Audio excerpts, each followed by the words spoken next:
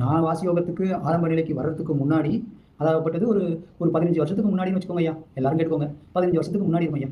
அப்போ வந்து அப்போ எனக்கு இந்த கோவில் பத்தின நிறைய தெளிவுகள் கிடைச்சது. கோவில்கள் நிறைய சுத்தினேன். எல்லாம் பண்ணேன். ஏன் இறைவனை பாதத்தை அடைய முடியல? ஏன் இறைவனின் பாதத்தை அடைய முடியல? இப்படின்ற கேள்விகள் நிறைய இருந்தது ஐயா. அதுக்கப்புறம் தான் நான் தெரிஞ்சுக்கிட்டேன், இந்த வாசியோக பயிற்சி மூலியமா தான் இறைவனை அடைய முடியும். அதுக்கப்புறம் தான் வாசியோக பயிற்சியை பண்ணேன். கொஞ்சம் கொஞ்சமா கஷ்டப்பட்டு தான் மேல்நிலை வந்தேன். நான் மேல்நிலை அடைகிறதுக்கு மிஞ்சி போனா 4 வருஷம் ஆச்சு ஐயா. மேல்நிலை அடைகிறதுக்கு ஓரங்குல சுவாசமா மாறுறதுக்கு 6 வருஷம் ஆச்சு ஐயா. என்னுடைய வாசி சிரசுக்குள்ள ஒடுங்கி ஓரங்குல சுவாசமா மாறுறதுக்கு 6 வருஷம் ஆச்சு. அப்போ மேல்நிலை அடைஞ்சு நான் வந்து 7ஆம் அறிவு கொண்ட அன்னப்பறவை நிலை அடையிறதுக்கு 3 வருஷம் ஆச்சு ஐயா. அதுக்கப்புறம் 3 வருஷம் ஆச்சு ஐயா. 2 அங்குல சுவாசம், ஓரங்குல சுவாசமா என்னுடைய சுவாசம் மாறுறதுக்கு 3 வருஷம் ஆயிருக்கு. நான் ரெகுலரா பயிற்சி பண்ணுவேன். ஒரு நாள் 2 நாள் இல்லையா, ரெகுலரா பயிற்சி பண்ணுவேன். இன்னைக்கு வரைக்கும் பயிற்சி பண்ணிட்டு தான் இருங்க.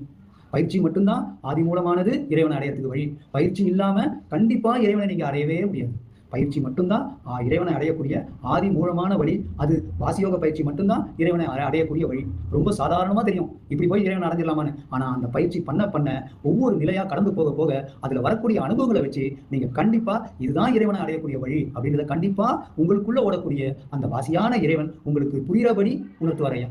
கண்டிப்பா உணர்த்துவார். எனக்கு உணர்த்தினாரு. அதனாலதான் நான் அந்த நிலைகள் எல்லாத்தையும் எல்லாருக்கும் சொல்ல முடியுது. அந்த வாசியோக பயிற்சியில யார் எந்த நிலையில எப்படி கஷ்டப்பட்டாலும் என்னால விளக்கம் சொல்ல முடியும் ஐயா. ஏன்னா எல்லா நிலைகளையும் கடந்து வந்ததால என்னால நல்லபடியா எல்லாருக்கும் சொல்ல முடியுது. என் அனுபவத்தை தான் ஐயா நான் இங்க லைவ்ல பகிர்ந்துக்கிறேன். வேற ஒண்ணுமே இல்லையா. இந்த அனுபவம் கொடுத்ததே அகத்திய மகானுடைய அருள் தான் ஐயா. வேற ஒண்ணுமே கிடையாது.